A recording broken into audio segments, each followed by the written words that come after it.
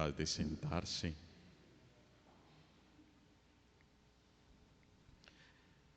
La historia de la salvación que está narrada en la Sagrada Escritura, en la Biblia, nos enseña que Dios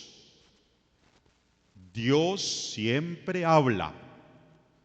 Dios sí habla y Dios siempre habla. Nos enseña también que Dios se muestra, y nos enseña también que Dios se revela. Dios habla, Dios se muestra, Dios se revela. En el Antiguo Testamento, la manera como esto acontecía era de manera sobrenatural. Lo que hemos escuchado en la primera lectura con Moisés. Allí nos hablan de trompetazos, allí nos hablan de truenos y estruendos, allí nos hablan de temblores, allí nos hablan de humo, ¿sí? Y todo eso en el Antiguo Testamento se llama teofanía. ¿Cómo se llama? Teofanía.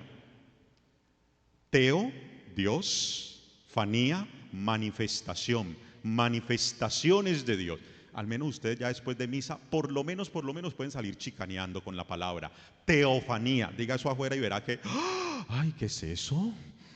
Ya al menos con eso pueden salir chicaneando de misa. Pero bueno, lo importante no es saber. Lo importante no es saber que Dios habla. Lo importante no es saber que Dios se muestra. Ni mucho menos lo importante es saber que Dios se revela. Eso no es lo importante. Lo importante es que si Dios habla, yo lo escuche. Que si Dios se muestra, yo lo vea. Y que si Dios se revela, yo lo entienda. Eso es lo importante. Eso es lo importante, hermanos y hermanas. Por eso, desde ahí podemos entender, pareciera como un trabalenguas en Jesús, ¿no? Cuando le preguntan, ¿por qué les hablas en parábolas? Toda la respuesta de Jesús, ¿la entendieron? Tremendo, ¿no? Toda una parábola, porque tienen ojos pero no ven, tienen oídos pero no oyen, tienen corazón pero no entienden, ¿sí? Porque es que tienen oirán con los oídos sin entender, mirarán con los ojos sin ver, porque está embotado el corazón de este pueblo, son duros de oído, han cerrado los ojos para no ver con los ojos, ni oír con los oídos, ni entender con el corazón, ni convertirse para que yo los cure. Toda un trabalenguas. ¿Qué palabras más, palabras menos dice? Que nosotros, a pesar de que tenemos la vista, no podemos o no tenemos la capacidad de contemplar a Dios. Que a pesar de que tenemos oídos, carecemos de la capacidad para poder escuchar la voz de Dios. Y que a pesar de que tenemos corazón, carecemos de la capacidad de entenderlo y acogerlo en nuestra vida. Por tanto, hermanos y hermanas, a nosotros nos toca clamar a Dios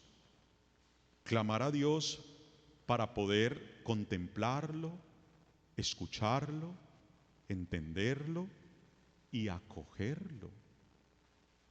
Porque Dios sí y siempre habla, se muestra y se revela. Y ahí nosotros tenemos que preguntarnos, hermanos y hermanas, ¿por qué nos es tan difícil ver a Dios en nuestra vida? ¿Por qué? ¿Por qué nos es tan difícil escuchar su voz en las realidades de nuestra vida? ¿Por qué nos es tan difícil acoger lo que Dios nos propone y lo que Dios nos pide?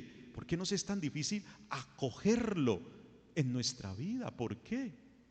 Jesús tiene una respuesta aquí con un término.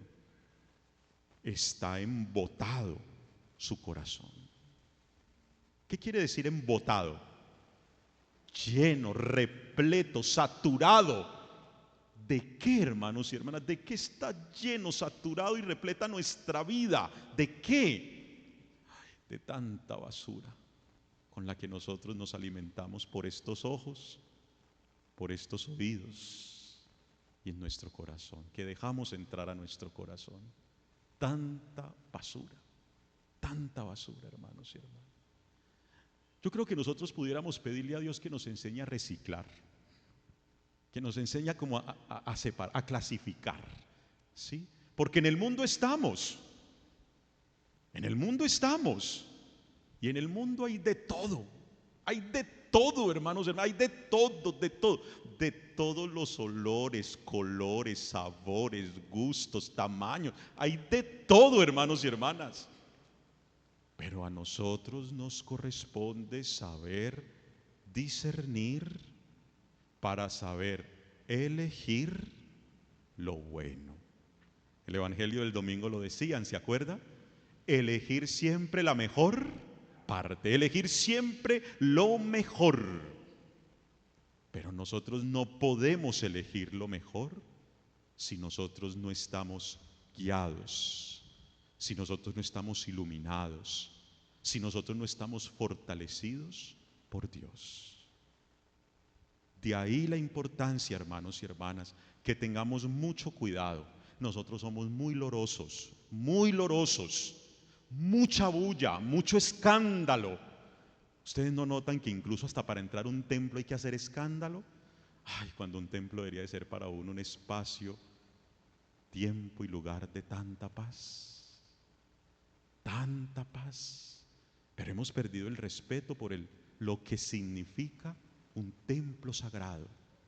Y entonces nosotros pretendemos llegar al templo y recochar y saludar y hablar de la novela y de ¿cómo se llama esa pendejada que están pasando ahora por la noche?